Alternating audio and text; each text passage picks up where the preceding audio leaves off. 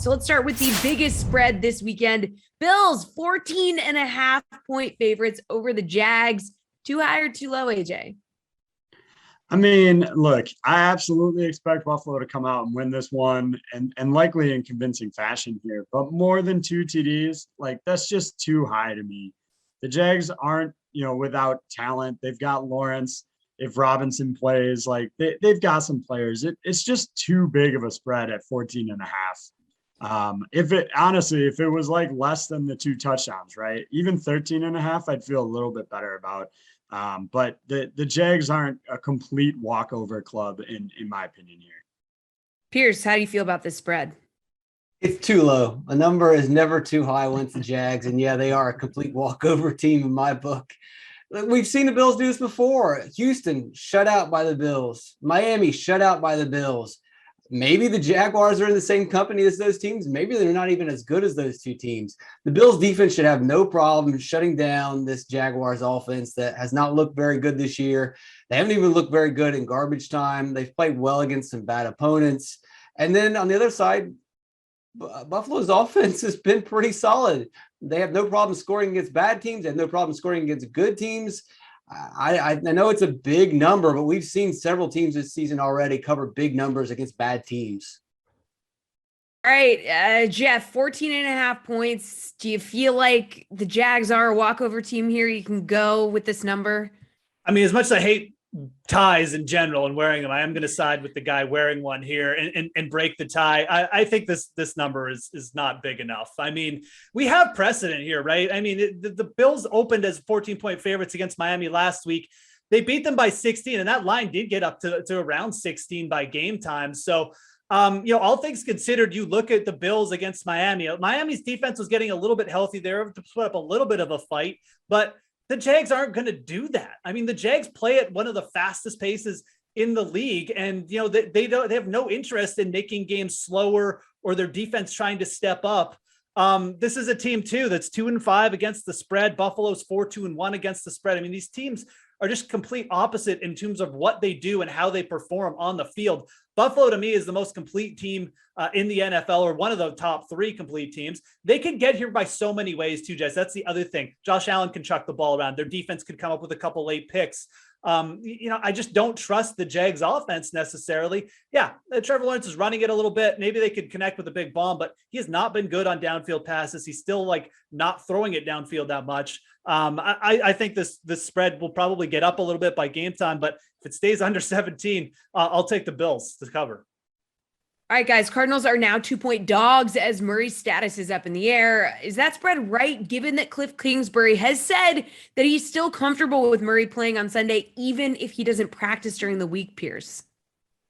I don't know what to say, too high or too low, because we don't know if he's playing or not. It's just pure speculation at this point. If he plays, then I think it's too low, I guess, is the way I would say is they should be favored if he's going to play. If he's halfway healthy, I still think they probably are favored, but we don't know. We got to see what Friday looks like. Follow the DK Live app at DK Live on Twitter. We'll give you updates on whether he practices on Friday. If he practices on Friday, then I think the Cardinals are going to win this game, and I feel comfortable in saying that. If he does not play Friday, then yeah, go the other direction. All right, Geoff, how do we feel about this one? No, don't listen to Pearce. He had one good take. No, I think the 49ers, even at -2, I think the line should be up to -3.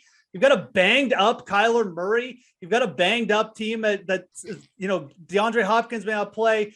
They really didn't look that good. And look, I think the Packers exposed the Cardinals last week. I think this team is reeling a bit from that. They're not 100% healthy. And now they've got one of the best rushing offenses in the league to come and deal with. You don't think Kyle Shanahan watched that game last week, is looking at the news at Kyler Murray and says, I'm going to run Elijah Mitchell down their throats here and absolutely expose the Arizona Cardinals? That's exactly what's going to happen here. Pearce can roll his eyes at me all he wants. The San Francisco team is stiffening up a bit too. Their defense has been a lot better. They're not allowing big plays in the secondary right now. I think San Francisco should be a field goal here. And as long as they stay under 3 points, I'm taking them to cover. AJ, what's your take on this one? I'm with Pearce here. I think it all depends on Murray. I will say, there's some question marks on Arizona outside of Murray: Chase Edmonds, DeAndre Hopkins, AJ Green. Some big names possibly missing out. So I do think that's an important factor here to kind of figure out. But ultimately, if Murray plays, I do think they should be favored. I'm absolutely with Pearce. All right, relatively low game totals this week. So the second highest right now is Minnesota at Baltimore with 50 points. Do you feel like that total's too high for a Vikings team that averages 45.7 in their games, and Ravens just barely average over the total at 50.1, Geoff? No, I don't think this one is too high. I think when it's sitting around 50, you're still going to want to take the over here. These are two defenses. They just seem a little bit overrated. I mean, they give away big plays in the secondary, kind of in the run game too. Like, you can run on Baltimore. I wouldn't be shocked to see Dalvin Cook break off a big run here or two as well. Both of them kind of trending towards the over here. Well, Baltimore definitely trending towards playing in more shootout games. These teams tend to underperform when they're going up against bad defenses or just bad teams in general. They sort of play down to their opponents, but when they're going up against elite offenses, like we've seen Minnesota got in a shootout with Arizona, they almost won. Baltimore getting in a shootout with the Colts. I think these two teams are kind of made for each other in a way, and I think you're going to see a lot of points in this game. A lot of fantasy potential. I think 50 points. I'm almost surprised that this one hasn't moved yet. I think by game time, you might see this one creep up towards 51. AJ, you think 50 is too low?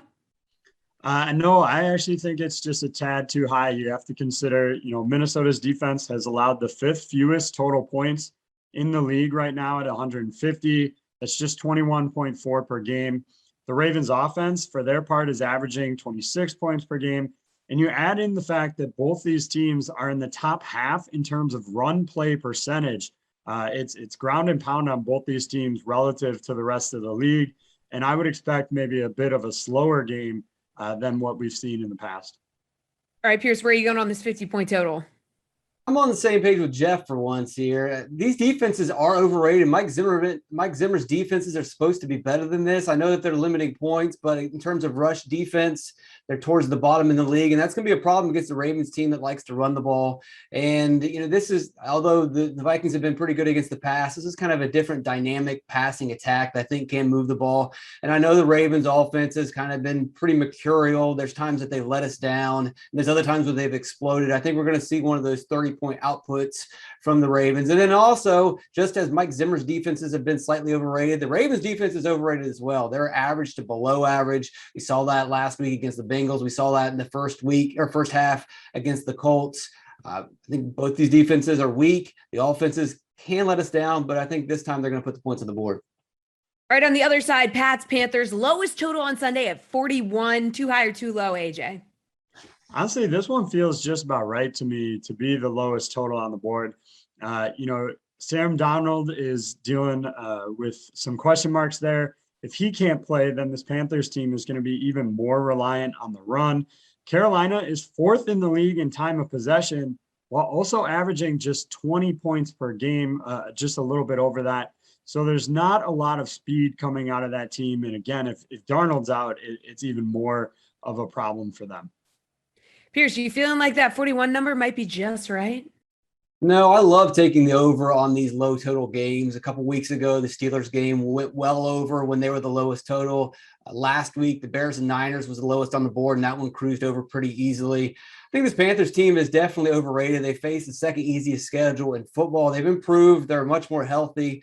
But I also believe a lot in this Patriots offense. I think the Patriots offense is definitely going to be able to move the ball easily against this Panthers defense. And then on the other side, the Panthers defense is still, or the Patriots defense is still gelling.